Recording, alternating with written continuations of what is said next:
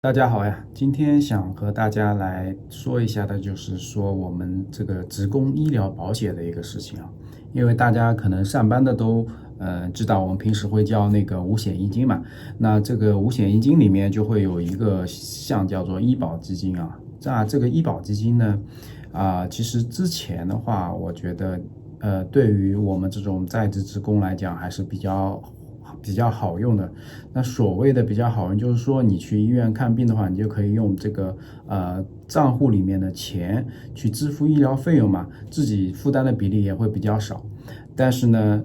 最近特别是2024年、2023年以来，出了一个新的一个政策。这个政策是什么呢？我待会儿贴到屏幕里面啊，大家看一看。然后我现在就跟大家解读一下啊。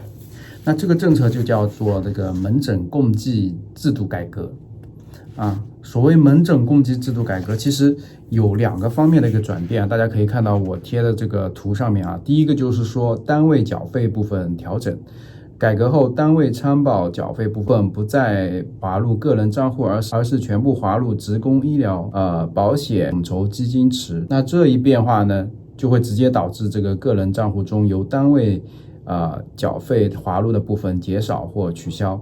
同时，第二个是说个人账户记录办法的调整，在职人员个人缴纳的医保费仍全部返还至个人账户，但退休人员个人账户的划入方式则改为按定额划入，不再与养老金挂钩。这种调整也减少了部分退休人员个人账户的收入。说的很简单一点是什么意思呢？就是说我们有个池子啊，以前这个池子呢，单位给你缴的以及个人给你缴的都会给你划入到这个职工医保个人账户里面。但是呢，现在单位给你缴的，它不再划入进去了，它划到一个叫做一个统筹的账户里面了。那意味着什么？意味着你这个池子里面的进水变少了，你这个资金变少了。这是第一个部分。那第二点的话，就是说对于那种退休人员的个人账户，它是说按照定额划入的，而不是说像以前一样你有多少就划入多少。他给你一个限额，比如说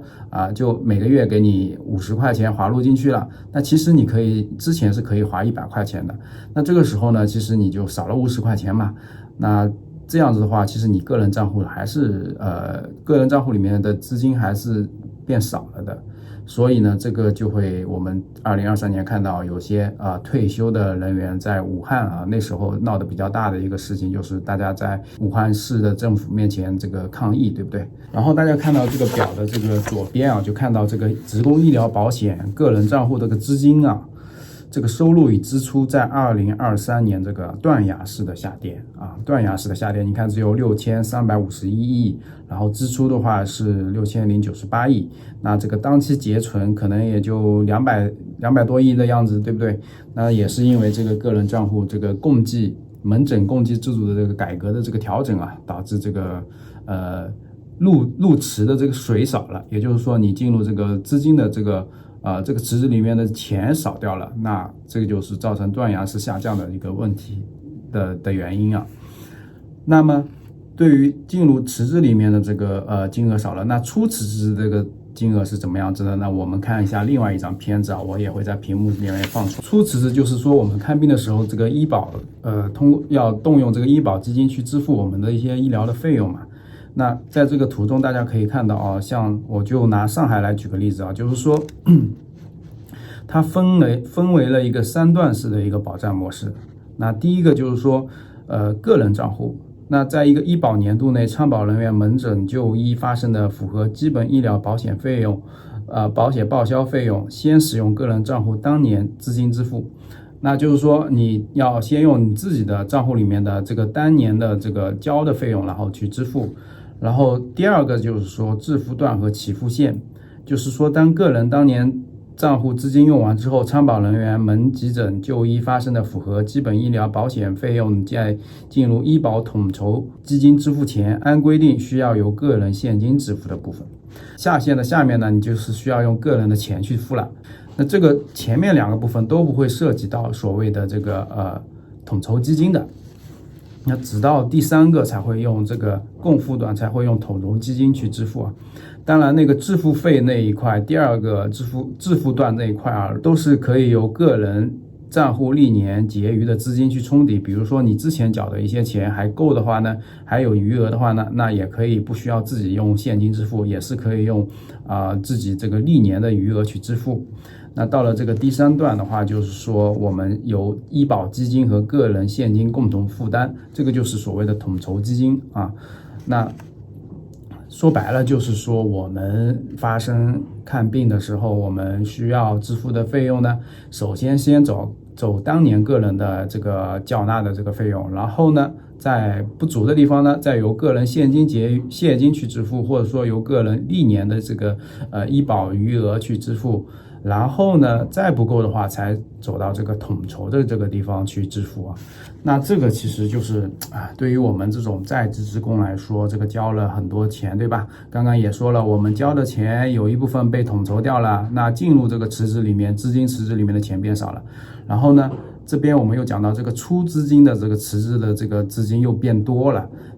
那这个时候你其实作为个人的这个资金池它是进的少出的多，那这个水会慢慢的枯竭的，也就是说我们这个资金池里面的钱会越来越少的。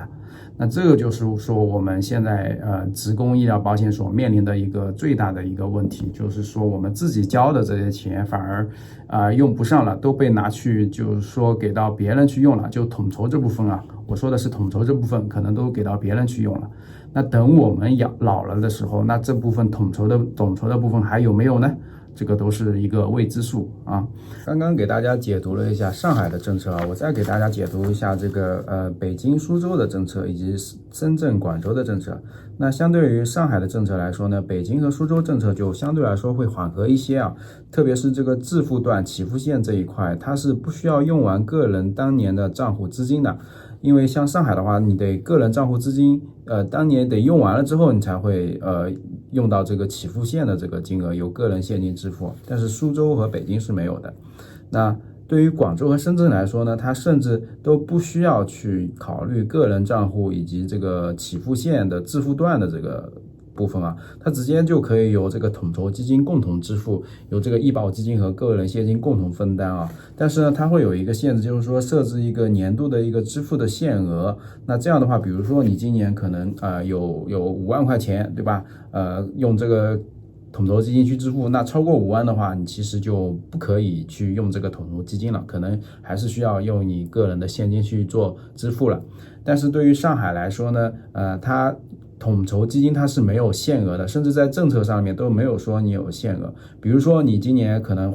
看病花了这个20万，那其中个人账户支付了5万，然后起付线这一块又支付了5万，那统筹部分呢，假设它就剩下的就可以把你全部给支付掉了，也就10万块钱都可以支付掉了。所以为什么上海这边那么复杂了，以及广州、深圳会相对来说会比较没那么复杂呢？我想就是说上海其实它的老龄化程度是非常高的，所以统筹基金这一块更多的是去支付这些老年人的一些医疗费用。那像广州、深圳是相对来说会比较年轻的一些城市，还有苏州，那这一块的话，他们就不需要考虑把这些钱拿那么多钱去统筹，然后给老人去看病所以这个可能是这个政策的一个考虑。那对于我们这种在职的员工来说，我们还是比较年轻的，所以呢，接下来我们应该怎么做呢？那今天也是跟我们同事聊天聊到，就是说为了把我们这个个人的这个能够尽快用到这个统筹的部分那就是说我们要把我们的这个小孩父母这些他们看病的时候费用都可以加入到我们的这个个人这个账户里面，所谓的就是说我们的这个共享账户。那这个共享账户的话，赶快把它花完之后，你才会享受到统筹的部分。那这个我会上一个图在我的这个视频中教大家怎么去用大家可以看一下这个图，然后去把这个都加入到这个父母孩子都加入到这个共享账户里面来。同时呢，今天跟同事聊的另一个话题就是说，现在我们这个因为我们公司的客户呢是很多公司的一些员工，然后我们的供应商又是很多保险公司，那我们的客户呢又要求说你一定要给员工提供很好的保险，能够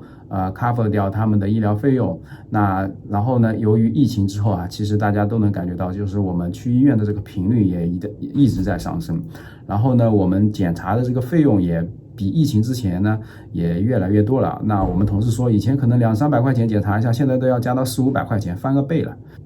我们这个客户的员工他去理赔的时候呢，他这个理赔的金额是非常高的，甚至可能他今年交的这个保险费都cover 不了他的这些理赔额，所以呢，这个保险公司就会要求我们去涨价嘛，这个也很正常，对吧？因为他这个亏本了，所以现在我们公司作为这种保险经纪的话，特别是这种保险经纪人啊，处在中间，一方面客户又要求理赔率一定要高，一方面呢保险公司又要去抬高它的这个保费，相当于一个嘎差嘛，对不对？然后这个赚的钱的这个部分就非常少了，也非常难做啊。